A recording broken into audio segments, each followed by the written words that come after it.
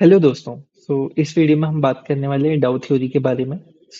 जैसे कि हमने पिछले वीडियो में बात किया था कि टेक्निकल एनालिसिस एक बहुत इंपॉर्टेंट सब्जेक्ट है अगर हम लोग ट्रेडिंग या इन्वेस्टिंग दोनों में से कुछ भी करना चाह रहे हैं। इसी सीरीज में एक्चुअली मैंने एक स्टार्ट की है सीरीज जिसमें कि मैं बहुत सारी वीडियोस करने वाला हूँ। पूरे टेक्निकल एनालिसिस को डेप्थ में हम लोग पूरा एक्सप्लोर करेंगे। उसमें से हमने पिछले वीडियो में टेक्निकल एनालिसिस के बारे में जाना था, उसका इंट्रोडक्शन किया था। इस वीडियो में आगे बढ़ते हुए हम आज डाउ थ्योरी के बारे में बात करने वाले हैं, जो प्राइमरीली वर्क करती है एंड बहुत सारे अलग-अलग पॉइंट्स हैं जो डाउ थ्योरी प्रेजेंट करती है, जिससे कि हम ट्रेंड्स एंड जो मार्केट में ट्रेंड्स हैं एंड हम किस तरीके से ट्रेंड्स को आइडेंटिफाई कर सकते हैं, वो सब जानेंगे। आइए चलते हैं, बात करते हैं डाउ थ्योरी के बारे में।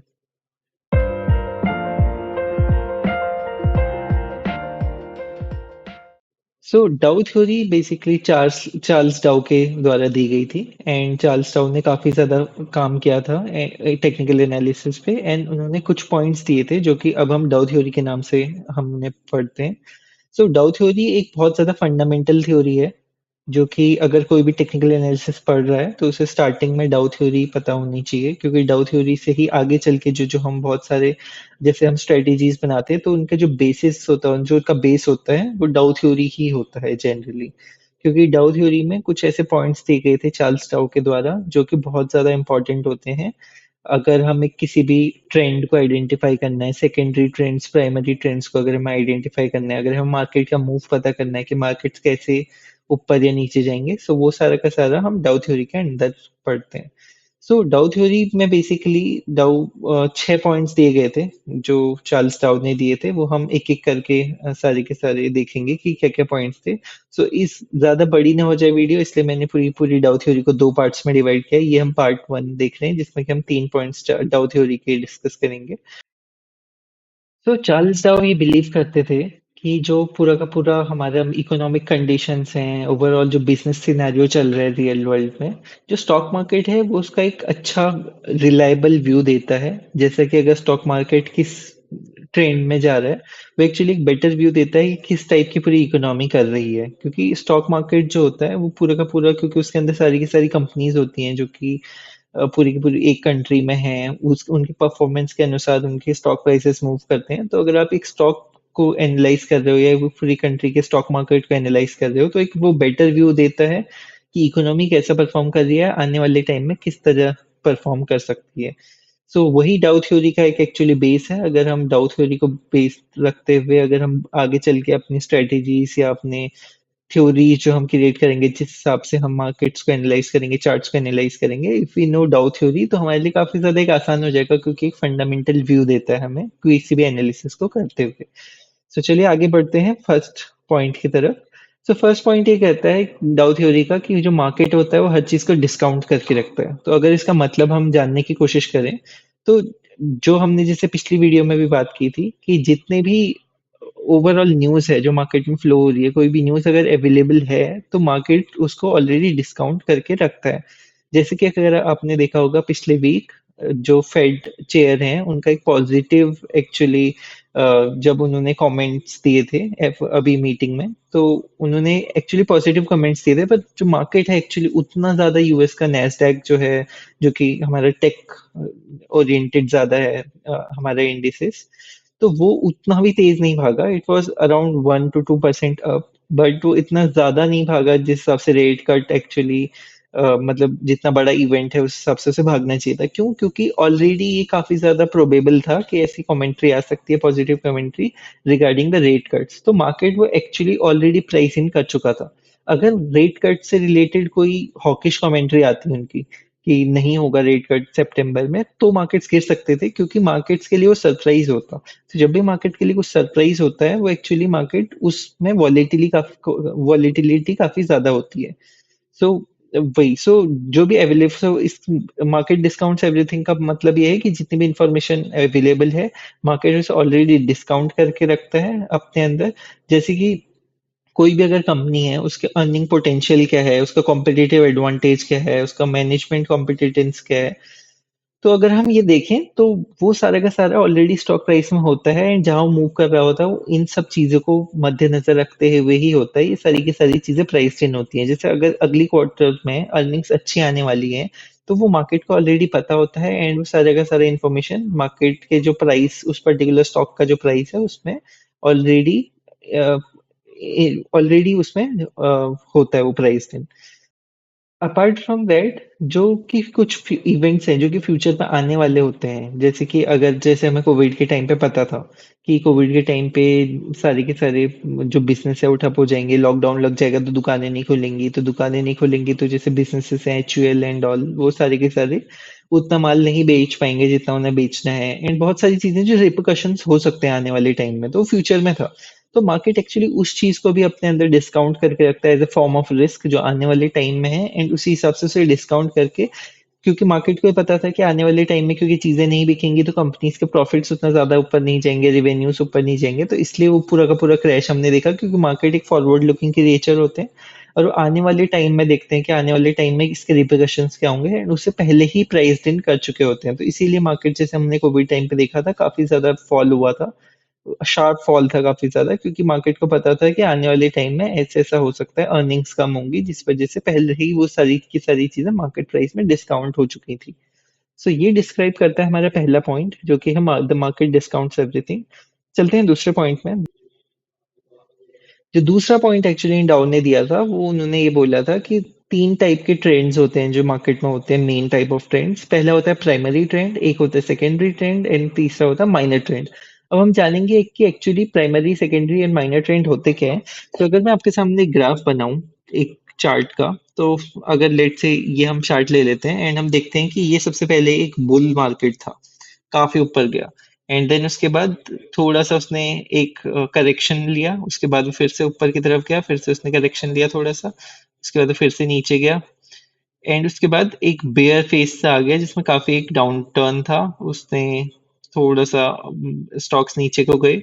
उसके बाद फिर यहाँ से चल के ऊपर की तरफ धीरे धीरे धीरे धीरे धीरे करके स्टॉक जाने लगा। तो अगर हम इस चार्ट में एक्चुअली देखें तो मार्केट एक्चुअली कभी भी स्ट्रेट लाइन में मूव नहीं करता है जैसे कि हम जानते हैं। तो उन्होंने ही बोला था ये जो सबसे ऊपर वाला फेज होता है जो कि हम इस पॉइंट से लेके इस पॉइंट तक देखें, जिसमें कि स्टॉक एक अप ट्रेंड में होते हैं, तो उसको कहते हैं हम एक प्राइमरी ट्रेंड जो कि हम बुल या बेयर मार्केट के नाम से भी जानते हैं। तो इसमें होता क्या है कि एक्चुअली ये एक साल या एक साल से ज्यादा तक एक्चुअली चलता है, एंड इसमें स्टॉक्स एक्चुअली जो अप ट्रेंड होता है उनका वो अप ट्रेंड होता है, तो उसे हम कहते हैं प्राइमरी ट्रेंड जो कि एक ऊपर लेवल एक हाई लेवल पे होता है, जैसे कि हम बेयर मार्केट और बुल मार्केट बोलते हैं एक साल से ऊपर। तो उसको कहा था उन्होंने प्राइमरी ट्रेंड। अगर इसी में दूसरा प्राइमरी ट्रेंड अगर हम देखें तो जब उसके बाद इस पॉइंट से अगर हम इनको मार्क कर लें, पॉइंट ए से बोल लें, पॉइंट बी से बोल लें एंड पॉइंट सी से बोल लें एंड डी अगर हम इसे बोलें, तो हमें देखेंगे कि ए से बी तक एक ट्रेंड था, दूसरा ट्रेंड जो हमने देखा वो बी से सी तक था। तो अगर लेट से हम यहाँ पर बोल देते हैं ये पहला साल था, ये दूसरा साल था, ये तीसरा साल था, ये चौथा साल, ऐसे ही आगे को, तो हम ये देख सकते हैं कि यहाँ पर जो तीस ए बी से लेके सी तक है वो एक्चुअली बेयर ट्रेंड है, मतलब एक डाउन टर्न है जो कि काफी टाइम तक एक्चुअली रहा था, तो इसलिए जो बी टू सी है उसे हम एक प्राइमरी ट्रेंड बोलेंगे जो कि एक बेयर मार्केट की तरह एक्चुअली चल रहा था। उसके बाद सेकेंड टाइप ऑफ ट्रेंड्स होते हैं जो सेकेंडरी ट्रेंड्स होते हैं। सो उस सेकेंडरी ट्रेंड में क्या होता है, एक जो प्राइमरी ट्रेंड होता है जैसे कि ए से लेके बी उसमें कुछ डाउन टर्न्स आते हैं, जैसे हम बीच में ये वाला देखें यहाँ पर एक एक्चुअली डाउन टर्न आया था, but it was not a bear run, क्योंकि मतलब ऐसा नहीं था कि प्राइमरी ट्रेंड चेंज हो गया था, there was a short correction which came in between A to B. जो मेजर ट्रेंड था जो कि ए से बी तक था उसमें एक छोटा सा करेक्शन आया था जो कि एक एक्चुअली ट्रेंड रिवर्सल नहीं था। तो इन करेक्शंस को जो हेल्दी करेक्शंस होते हैं जो एक प्राइमरी ट्रेंड के अंदर, इन्हें उन्होंने कहा था सेकेंडरी ट्रेंड एक्चुअली। कि जैसे ये वाला जो पूरा का पूरा ट्रेंड हुआ, ये वाला जो पूरा का पूरा ट्रेंड हुआ, इसको उन्होंने कहा था कि ये सेकेंडरी ट्रेंड्स होते हैं जिनसे मिलकर एक पूरा प्राइमरी ट्रेंड बनता है। एंड ये एक्चुअली होते हैं, ये जो ए से बी तक था इसे हम कहते हैं प्राइमरी ट्रेंड, एंड उसके बाद बीच वाले जो होते हैं वो होते हैं सेकेंडरी ट्रेंड्स, एंड ये सेकेंडरी ट्रेंड्स जो होते हैं जनरली वीक्स या मंथ्स तक एक्चुअली होते हैं। तो मतलब जैसे हमने देखा था कि प्राइमरी ट्रेंड साल भर तक का होता है, सेकेंडरी ट्रेंड्स जो हमारे होते हैं वो जनरली लाइक करते हैं एक वीक या फिर मंथ के आसपास। सो सो अब आते हैं माइनर ट्रेंड पे। तो हमने देखा कि एक सेकेंडरी ट्रेंड जो था अगर ये हम ले लेते हैं, यहाँ से ऊपर तक स्टॉक गया और ये एक सेकेंडरी ट्रेंड यहाँ से लेट से स्टार्ट होगा। सो हम ये देख सकते हैं कि ऐसा नहीं होगा कि स्टॉक सीधा नीचे आ जाएगा यहाँ तक 1 सेकंड में। तो स्टॉक जो भी है कभी भी स्ट्रेट लाइन में मूव नहीं करेगा, ये हम जानते हैं। तो स्टॉक कैसे मूव करेगा अगर हम देखना चाहें, तो स्टॉक मूव करेगा कभी थोड़ा सा नीचे आएगा, फिर ऊपर जाएगा, फिर थोड़ा नीचे आएगा, फिर थोड़ा ऊपर जाएगा, फिर थोड़ा नीचे ऊपर, फिर थोड़ा नीचे ऊपर करके ऊपर नीचे जाके एक ये सेकेंडरी ट्रेंड बनाता है। तो ये जो फ्लक्चुएशंस होते हैं एक सेकेंडरी ट्रेंड को जो बनाते हैं, इसे हम कहते हैं माइनर ट्रेंड, जो कि डाउ थ्योरी बताती है कि इसे हम कहते हैं माइनर ट्रेंड। और ये जनरली बहुत कम टाइम के लिए होता है, लाइक जो डेली मूवमेंट होता है हमारा उसको हम कह सकते हैं माइनर ट्रेंड। एंड ये एक्चुअली नॉइस की तरह होता है, मतलब इससे एक्चुअली कुछ उतना हमें मतलब पता नहीं चलता। मतलब इट इज जस्ट लाइक कि एक बड़े ग्राफ को बनाने में, एक बड़े पूरे के पूरे चार्ट को बनाने में इसकी छोटे छोटे हर एक दिन की भागीदारी होती है। सो इसलिए इम्पोर्टेंट होता है कि हम तीन अलग अलग टाइप के ट्रेंड्स को जानें। सो अभी तक हमने क्या देखा कि जो एक बड़ा ट्रेंड होता है जो कि 1 साल तक रहता है या उससे ज्यादा, उसे हम जनरली कहते हैं प्राइमरी ट्रेंड, जैसे कि हम बुल एंड बेयर मार्केट बोलते हैं। सेकेंडरी ट्रेंड वो होता है जो एक प्राइमरी ट्रेंड को बनाने में कॉन्स्टिट्यूट करता है, जैसे कि ये वाला जो मूव अभी हमने देखा वो सारे का सारे जैसे पुल बैक वगैरह एक अप ट्रेंड में। तो इसको हम सेकेंडरी ट्रेंड कह सकते हैं। माइनर ट्रेंड वो होता है जो एक सेकेंडरी ट्रेंड को भी बनाता है या ना ग्रेन्युलर लेवल, जैसे कि अगर हम बोल रहे हैं कि अगर हम मंथली अगर हम देख रहे हैं कि मंथली लेवल पे एक हमारा जो एक सेकेंडरी ट्रेंड था वो था, तो हम अगर उस हम उसका माइनर ट्रेंड देखें तो जो डेली लेवल पे प्राइस मूवमेंट था उसको हम कहेंगे हमारा माइनर ट्रेंड। सो ये था सेकंड पॉइंट कि तीन टाइप के ट्रेंड होते हैं मेनली मार्केट में, primary, secondary and minor trend. तो होपफुली आपको क्लियर होगा। सो अगले पॉइंट पे आते हैं जो डाउ थ्योरी ने दिया था। वो ये था कि प्राइमरी ट्रेंड जो होते हैं हमारे, जो कि हमने बात की, जो कि बुल या बेयर फेज होते हैं, उसके एक्चुअली तीन फेजेस होते हैं। तो वो फेजेस अभी हम बात करेंगे। सो जैसे कि अगर हम बुल मार्केट्स की बात करें तो उसके जो फेज होते हैं वो होता है एक्यूमुलेशन फेज,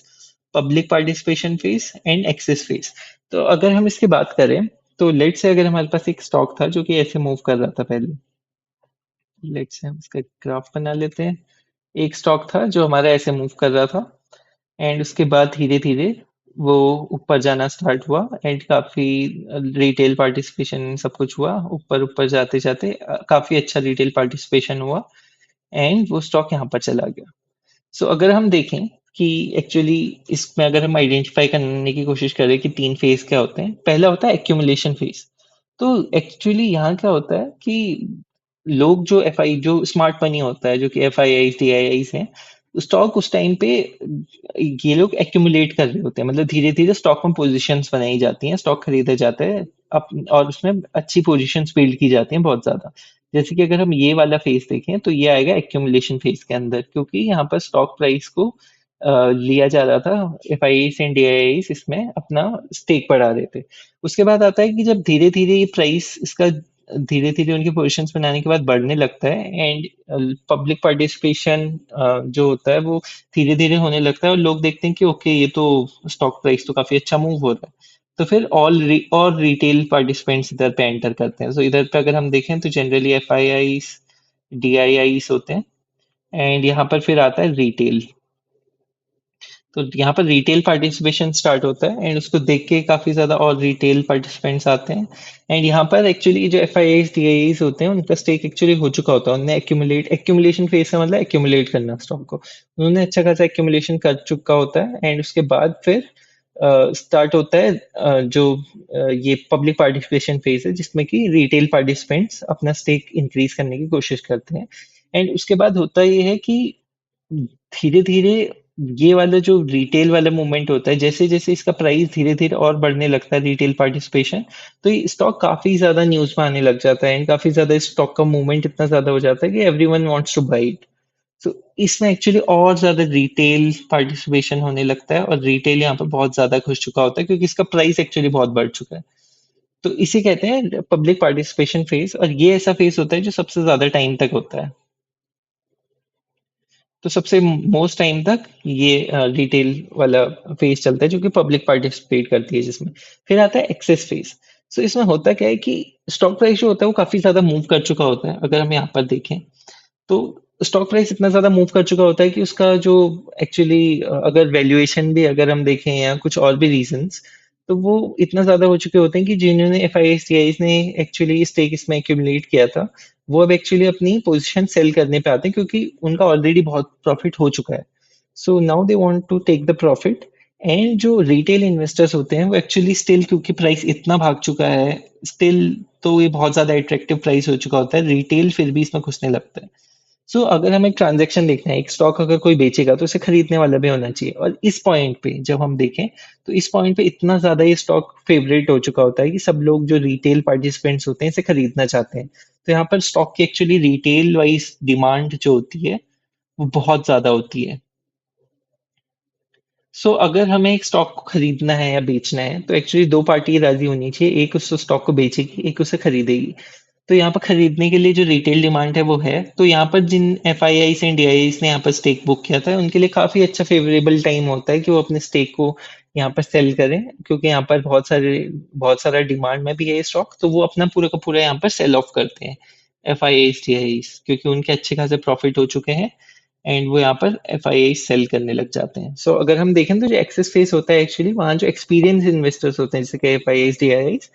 या जो रिटेल इन्वेस्टर एक्सपीरियंस्ड होते हैं वो अपने एक पोजीशंस को एग्जिट करते हैं और जो एवरेज रिटेल इन्वेस्टर्स होते हैं वो और ऐड करते रहते हैं पोजीशंस को। ये एक्चुअली एक फेज होता है, ये तीन फेज से मिलके एक प्राइमरी ट्रेंड बनता है।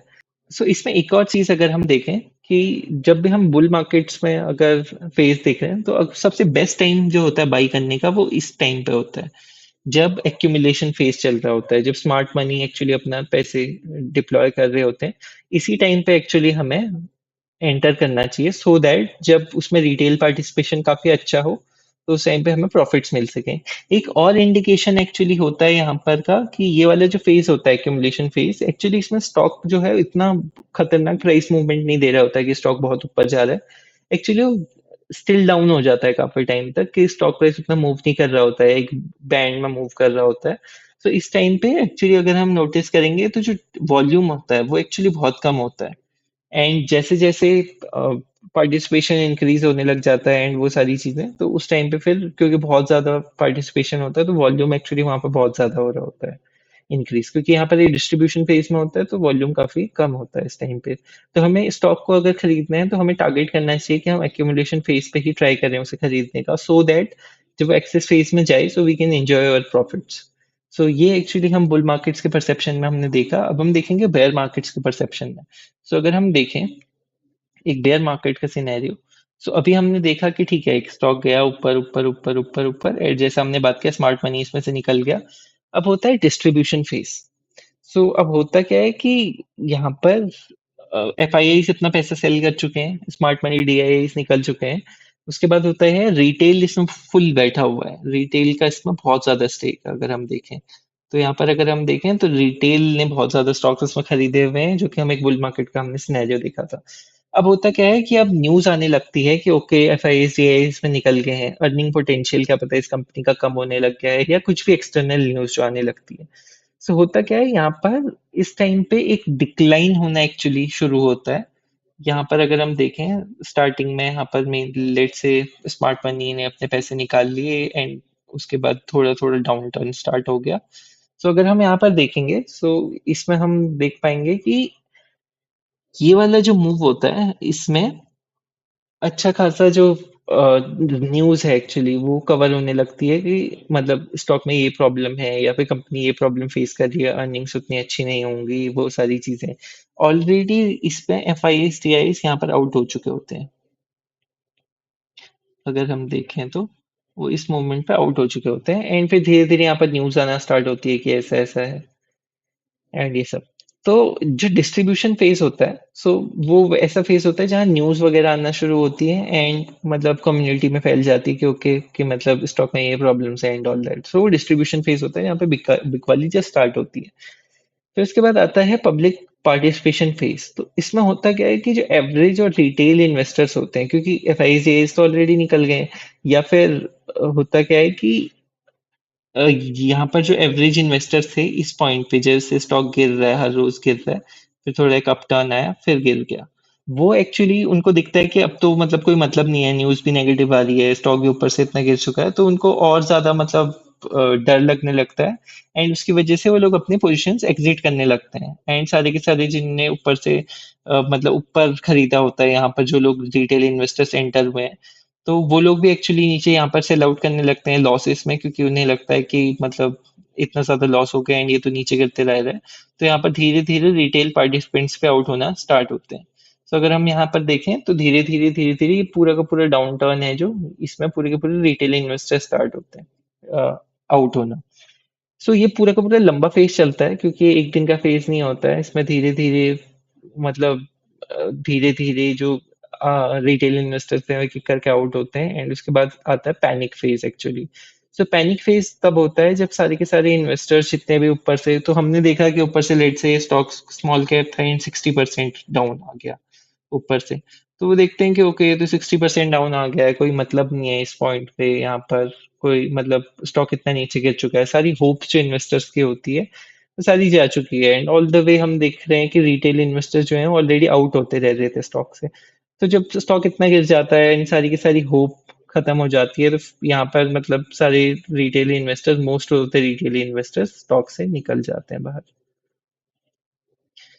तो यही है मतलब जो हम तीन फेज देखे हमने बेयर मार्केट्स में भी यही फेज होते हैं इसके बाद सिमिलरली काफी टाइम स्टॉक नीचे रहता है सारी होप जब खत्म हो जाती हैं जो आउटलुक है वो थोड़ा बहुत बेटर दिखना स्टार्ट होता है तो उस टाइम पे फिर वापस से एक्यूमुलेशन फेज स्टार्ट होता है जो कि आगे हमने देखा बुल मार्केट्स में जो कि टर्न आउट होता है फिर एक्यूमुलेशन स्टार्ट होगा F I S D I से अपनी पोजीशन स्टार्ट करेंगे क्योंकि स्टॉक काफी नीचे है एंड आउटलुक अच्छा है कंपनी का उसके बाद आने वाले टाइम में फिर वही सब पूरा का पूरा साइकिल्स में चलते रहता है तो अगर हम ये देखें तो ये पूरा का पूरा एक साइकिल में एक्चुअली चलता है सो वही है कि हमें अपना यही देखना चाहिए कि we should never enter distribution phase में एंड ये वाला जो डाउन टर्न होता है एक्चुअली इस डाउन टर्न में हमें कोशिश करनी चाहिए कि कभी भी स्टॉक के अंदर हम पोजीशंस ना लें and as a swing trader we also should think कि हमें हमेशा मतलब अगर आप पॉजिटिव साइड में ही जाते हो जैसे मैं ओनली पॉजिटिव साइड वाली ट्रेड्स लेता हूँ सो वी शुड ट्राई कि we should never enter in the distribution phase, the public participation phase या panic phase. हमें हमेशा ट्राई करना चाहिए कि एक्यूमुलेशन फेज में हम एंटर करें या फिर जब पब्लिक पार्टिसिपेशन फेज स्टार्ट होता है उस टाइम पे we should enter so that हमें अच्छे रिटर्न्स मिल जाएं जब हम उसे एग्जिट करें एक्सेस फेज में सो ये थे तीन मेन पॉइंट्स जो कि डाउ थ्योरी के हैं इसके अलावा तीन और पॉइंट्स हैं जो कि हम किसी और वीडियो में अगले वीडियो में एक्चुअली देखेंगे ये कोर्स का एक्चुअली ये जो हम टेक्निकल एनालिसिस का कोर्स स्टार्ट कर रखा है उसका सेकेंड वीडियो है एंड इससे पहले एक और वीडियो आ चुका है जो कि टेक्निकल एनालिसिस का इंट्रोडक्शन था तो आई वुड सजेस्ट आप उस वीडियो को भी देखें उसमें भी काफी ज्यादा एक अच्छा इंट्रोडक्शन है कि टेक्निकल एनालिसिस क्या है क्यों हमें यूज करना चाहिए क्यों पढ़ना चाहिए सो उससे आपके काफी सारे डाउट्स क्लियर हो जाएंगे एंड इस वाली वीडियो में हम डाउ थ्योरी को रिप्रेजेंट कर रहे हैं जो कि आने वाले कुछ वीडियोस में actually will work as a base कि जितने भी आपके फंडामेंटल्स बनेंगे जितने भी आप थ्योरीज अपनी बनाओगे स्ट्रेटेजीज बनाओगे उसका एक बेस जो होता है वो एक्चुअली डाउ थ्योरी से स्टार्ट होता है सो आई वुड रियली सजेस्ट कि आप इस वीडियो को अगर समझ नहीं आई तो वापस से देखें and post your questions on the comment I will take them तो मिलते हैं अगले वीडियो में जिसमें हम बात करेंगे डाउ थ्योरी के मतलब बाकी तीन पॉइंट्स के बारे में सो तब तक के लिए थैंक यू वेरी मच मिलते हैं अगले वीडियो में